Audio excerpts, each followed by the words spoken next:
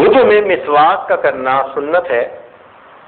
نبی علیہ الصلوۃ والسلام نے ارشاد فرمایا کہ تم اپنے منہ کو صاف رکھا کرو اس لیے کہ تم اسے اللہ کا قرآن پڑھتے ہو۔ اور ایک روایت میں آتا ہے کہ فرشتہ نمازی کے تلاوت کو سنتا ہے، حتیٰ کہ وہ فرشتہ اس کے اتنے قریب ہو جاتا ہے کہ اس تلاوت کرنے والے قاری کے ہونٹوں پہ اپنے ہونٹ رکھ دیتا ہے، اتنا قریب ہو جاتا ہے اللہ کے کلام کی شوق میں۔ اگر اس نے مسواک نہ کیا ہو تو فرشتہ ایسا نہیں کرتا، پیچھے رہ جاتا ہے، اور اگر اس نے مسواک کیا ہوگا تو فرشتہ اس کے اتنے قریب ہو کر اللہ کا قرآن سن رہا ہوگا۔ اس لیے جو اللہ کا قرآن پڑھنے والے حضرات ہیں ان کو اپنا منہ ضرور صاف کرنا چاہیے مسواک کے ذریعے سے۔ نبی علیہ السلام نے ارشاد فرمایا اگر مجھے امت کی تکلیف کا احساس نہ ہوتا تو میں ہر نماز میں مسواک کا کرنا فرض قرار دے دیتا۔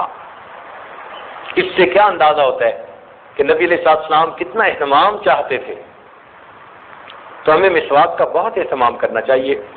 ایک بات ذہن میں رکھنا، دو سنتیں ہیں، منہ کو صاف رکھنا بھی سنت ہے اور منہ میں مسواک مارنا بھی سنت ہے۔ کئی لوگ لکڑی کی مسواک تو مارتے ہیں، کرتے ہیں، لیکن وہ منہ صاف نہیں ہوتے، منہ سے بو آتی ہے۔ تو سنت ایک تو حاصل ہو گئی مگر منہ کو صاف رکھنے کی سنت حاصل نہیں ہوئی۔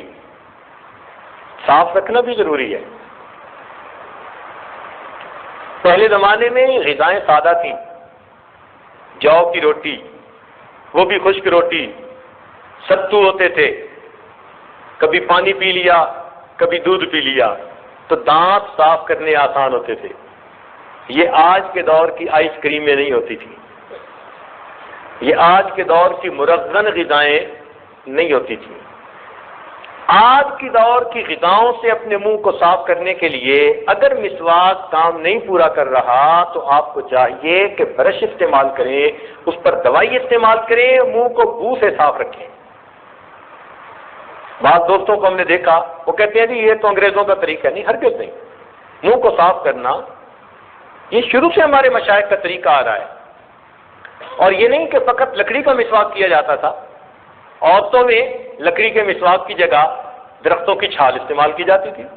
اب یہ اخروٹ کی چھال وہ اتنا دانتوں کو صاف کر دیتی ہے کہ کتنے میلے دانت کیوں نہ ہو، آپ اخروٹ کی چھال لے کر جو سبز ہوتی ہے اس کو آپ منہ میں لگائیں تو 1 منٹ کے اندر دانت ایسے صاف ہوں گے کہ جیسے آپ کسی ڈینٹل کلینک سے صاف کروا کے باہر نکل رہے ہیں۔ تو عورتوں میں پہلے زمانے سے شروع سے ہی کیکر کی چھال، بادام کے درخت کی چھال، اخروٹ کی چھال، یہ چھالیں استعمال کرنے کا طریقہ رہا اور ان کے لیے یہی سنت تھی، منہ کو صاف رکھنا۔ تاہم آج کے دور میں عورتیں سمجھتی ہیں کہ مسواک کرنا مردوں کے لیے سنت ہے، اور یہ غلط فہمی ہے۔ مسواک مردوں کے لیے بھی سنت ہے، عورت کے لیے بھی سنت ہے، یہ اچھی طرح ذہن نشین کر لیجیے۔ تو مسواک کی سنت پر آج عورتوں میں بہت عمل کم رہ گیا ہے۔ وہ برش وغیرہ کر لیتی ہیں تو ایک سنت پر عمل ہوا کہ منہ صاف رکھتی ہیں، مگر مسواک والی سنت پر عمل نہیں ہوا۔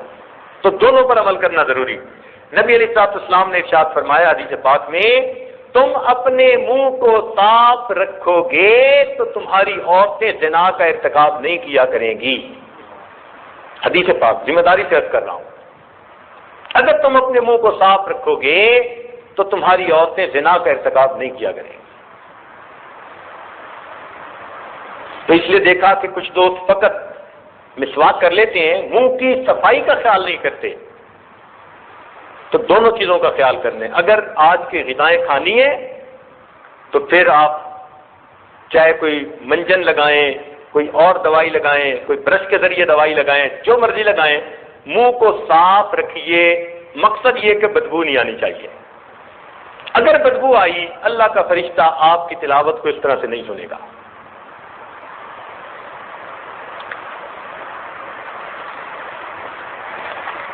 آج کل یہ تحقیق ہے، پہلے زمانے میں تحقیق تھی کہ جی صبح اٹھ کے برش کیا کرو، دانتوں کو صاف کیا کرو، اور آج تحقیق ڈاکٹروں کی طرف بدل گئی. امریکہ میں بہت زیادہ اس بات کی ایڈورٹائزمنٹ کرتے ہیں کہ دن میں کرو نہ کرو، رات کو سوتے ہوئے تم اپنے منہ کو صاف کر کے ضرور سویا کرو. اس کی وجہ کیا ہے کہ منہ کے اندر نا جو بیکٹیریا ہوتا ہے اس کی چھاؤنیاں بنی ہوتی ہیں. یہ جو ہمارے دانتوں کے درمیان کی جگہ ہے نا، اس میں اربوں خربوں بیکٹیریا ہوتے ہیں، باقاعدہ ان کی چھاؤنیاں ہوتی ہیں یہاں. اب دن کے اندر تو انسان کا منہ حرکت کرتا رہتا ہے، بولتا رہتا ہے، کچھ بات چیت کرتا رہتا ہے، تو منہ حرکت کرتا ہے. منہ کے حرکت میں رہنے کی وجہ سے بیکٹیریا کو اپنا کام کرنے کی فرصت نہیں ملتی، موقع نہیں ملتا. رات کو سو جاتا ہے، منہ بند ہوتا ہے. تو جب رات کو سو جاتے ہیں، منہ بند ہوتا ہے، بیکٹیریا کے لیے دانتوں پر حملہ کرنے کا بہترین وقت ہوتا ہے. اس لیے دانتوں کی بیماریاں 90% رات سونے کے دوران ہوا کرتی ہیں.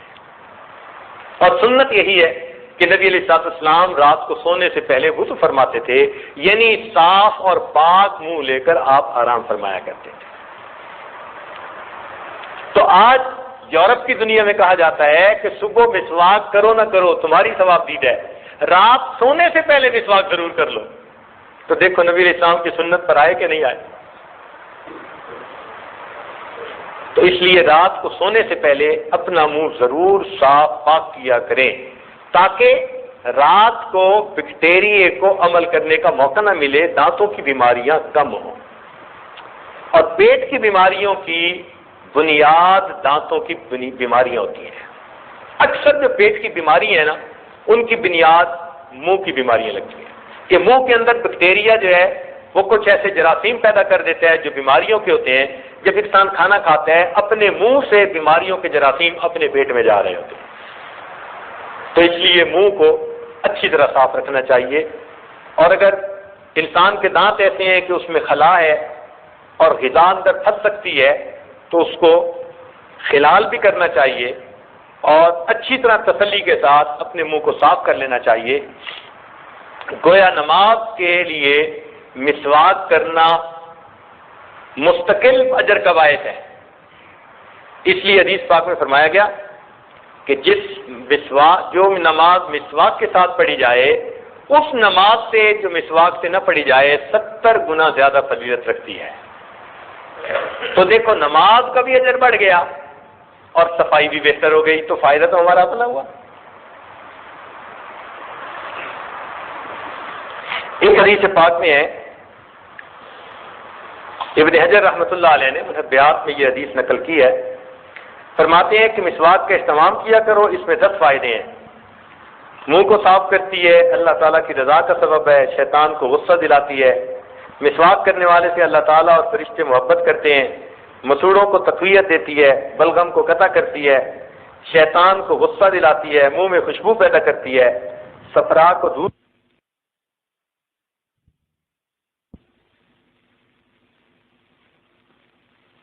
کا اہتمام بتائیے. اور چھوٹے بچوں سے شروع کیجیے. عام طور پر چھوٹے بچے وہ مسواک کے یا منہ کو صاف کرنے کے شروع میں عادی نہیں ہوتے. لمبا عرصہ تک وہ اس سے غفلت برتتے ہیں. جب ان کے دانت خراب ہونے شروع ہوتے ہیں تب ان کو دانتوں کی قدر و قیمت کا احساس ہوتا ہے.